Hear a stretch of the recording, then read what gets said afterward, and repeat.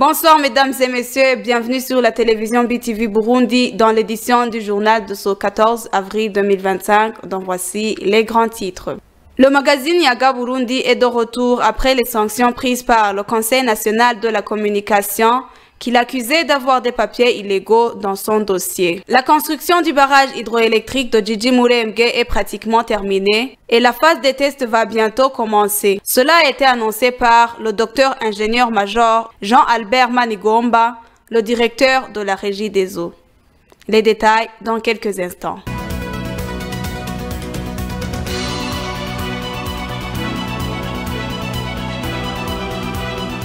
Bienvenue encore une fois dans les détails de ce journal. Malgré que le Burundi soit confronté à une pénurie de carburant, le président de la Commission électorale nationale indépendante, Prosper Ntahogwamiye, tranquillise que les élections ne seront pas perturbées. Les détails avec Florence Irankunda. Bien que le Burundi soit confronté à une pénurie de carburant, les élections ne seront pas perturbées par ce problème, car les élections sont une affaire nationale. C'est ce qu'affirme Prosper Ntahogwamiye, président de la Commission électorale et nationale indépendante. La pénurie de carburant est un problème auquel le pays tout entier fait face. Il y aura des mesures pour que nous partagions la quantité de carburant qui sera disponible. Je ne peux pas dire que la CENI distribuera le carburant, mais ce que je sais est que le gouvernement prendra des mesures en rapport avec ce problème pour assurer au bon déroulement des prochaines élections. Cette question a été entendue par les institutions telles que la SOPIBU ainsi que le ministère de l'Intérieur, du Développement communautaire et de la Sécurité publique.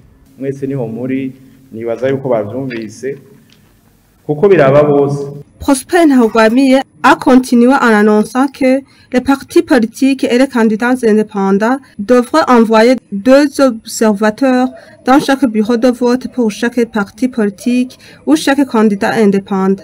Les observateurs électoraux étrangers doivent également disposer d'une permission provenant du ministère des Affaires étrangères leur autorisant un travail.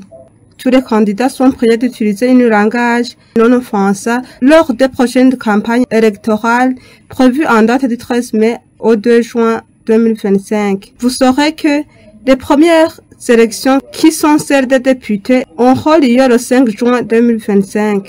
La construction du barrage hydroélectrique de Djidji Murembwe est pratiquement terminée et la phase des tests va bientôt commencer. Cela a été annoncé par le docteur ingénieur-major Jean-Albert Manigomba, le directeur général de la Régie des eaux.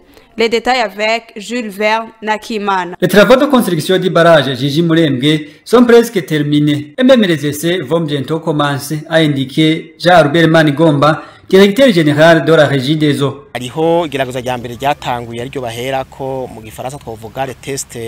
y a le premier test qui a déjà commencé, qui porte le nom du test à vide ou test à sec. Là, on montre que les travaux sont dans les bonnes conditions. Notre constat est que nos machines sont en bon état et qu'elles sont bien installées. Et bientôt, on va commencer avec le test en charge. Et là, il s'agit de l'eau qui fait tourner la tribune. Ce test en utilisant de l'eau, la tribune va commencer à tourner à partir du 30 avril de cette année. Après cela, ça va suivre le test en charge, là où on peut avoir de l'électricité et on constate que la tribune est en train de tourner. Après un moment, on stoppe la tribune.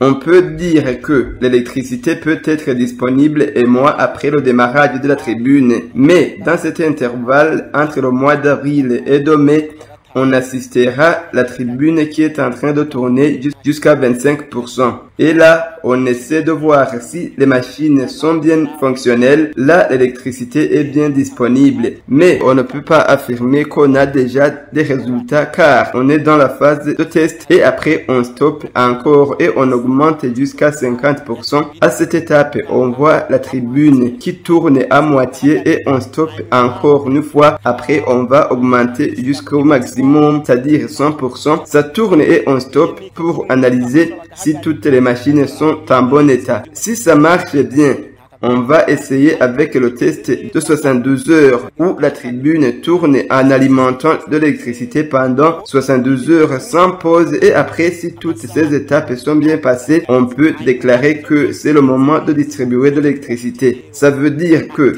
la date exacte est donnée après avoir vérifié si tous ces essais sont bien passés. Je vous garantis qu'on a déjà réalisé tout ce qui est nécessaire et je pense que jusqu'au mois de mai, on aura tout fini.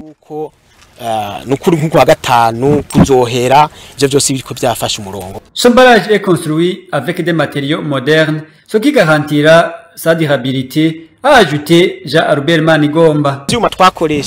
Les métaux que nous avons utilisés sont beaucoup modernes, de dures marques, parce que vous avez vu là-bas les tribunes construites par la société Andris, qui est parmi les premières qui font cela. Ça sera une centrale construite par des métaux beaucoup modernes qui dureront longtemps sans problème. Le barrage Gigi Mulembwe, dont les travaux de construction ont débuté en 2019, va produire 32,5 MW d'électricité. Au niveau national, le nombre total d'électeurs inscrits s'élève à 5 998 977, répartis dans 14 103 bureaux de vote, répartis dans les 42 communes du pays, a indiqué Prosper Naogwamiye, président de la Commission électorale nationale indépendante. Reportage avec Elvis Munyaneza. 125 électeurs voteront au bureau de vote. Parmi eux, 500 se sont inscrits directement à ce bureau de vote, tandis que 25 autres y voteront bien qu'ils se soient inscrits ailleurs. Cela a été annoncé par Prosper Naogwamiye, président de la Commission électorale nationale indépendante lors d'une réunion qui a rassemblé la commission qu'il dirige et les parties prenantes aux élections. Cette réunion a eu lieu ce vendredi, le 11 avril 2025. Concernant les inscriptions pour les prochaines élections dans la province de Ruhumuza, 877 380 personnes se sont inscrites dans 2053 bureaux de vote répartis dans les 7 communes de la province. Dans les 11 communes de la province de Bujumbura, 1 815 618 électeurs se sont inscrits dans 4 113 bureaux de vote. Pour la province de Burunga, il y a eu 1 20 579 inscriptions dans 2480 bureaux répartis dans 7 communes. Dans la province de Butanyerera, 1 197 666 électeurs se sont inscrits dans 2828 bureaux situés dans les 8 communes de la province. Quant à la nouvelle province de Gitega, 1 087 734 électeurs se sont inscrits dans 2629 bureaux de vote répartis dans les 9 communes de cette province. Au niveau national, le nombre total d'électeurs inscrits s'élève à 5 998 977 répartis dans 14 103 bureaux de vote répartis dans les 42 communes du pays selon la nouvelle organisation administrative. Notez que les élections des sénateurs sont prévues pour le 23 juillet, tandis que les élections des chefs des collines et de quartier se tiendront le 25 août de cette année. Le magazine Yaga Burundi est de retour après les sanctions prises par le Conseil national de la communication CNC en sigle, qui l'accusait d'avoir des papiers illégaux dans son dossier. Suivez Espérance Daïdzeye, la présidente de la CNC. Pour rappel, l'Assemblée plénière ordinaire de 26 et 27 mars 2025 avait suspendu temporairement le magazine Yaga Burundi et pour cause, le ministère de l'Intérieur et du Développement communautaire et de la Sécurité publique n'avait pas pu trouver dans ses archives le document attestant la légalité de la Djiboudi, propriétaire de ce journal. Ainsi, dans sa lettre du 11 avril 2025 au Conseil national de la communication, le ministère de l'Intérieur, du Développement communautaire et de la Sécurité publique a confirmé l'existence légale de l'association à Djiboudi, ce qui a poussé le Conseil à se réunir d'urgence en assemblée plénière extraordinaire. Après analyse du développement du dossier de Yaga Burundi, le Conseil réuni en assemblée plénière extraordinaire du 14 avril 2024-2025. Après analyse du développement du dossier Yaga, le Conseil national de la communication réuni en assemblée plénière extraordinaire du 14 avril 2025 a décidé de lever définitivement la mesure de suspension du magazine Yaga Burundi. Le CNC saisit cette occasion pour saluer la patience des responsables du magazine Yaga Burundi et invite ce magazine à se joindre aux autres médias à contribuer au développement du Burundi. Je vous remercie. Chers téléspectateurs, c'est le moment de suivre l'actualité internationale. Aux États-Unis, les Européens et les Nations Unies ont fermement condamné dimanche le bombardement russe qui a fait au moins 34 morts dans la ville de Soumy, dans le nord-est de l'Ukraine, en pleine tractation diplomatique pour une trêve. Le président américain Donald Trump tente d'arrêter, avec des pourparlers séparés, la guerre déclenchée par l'invasion russe de l'Ukraine en février 2022, sans succès pour l'heure.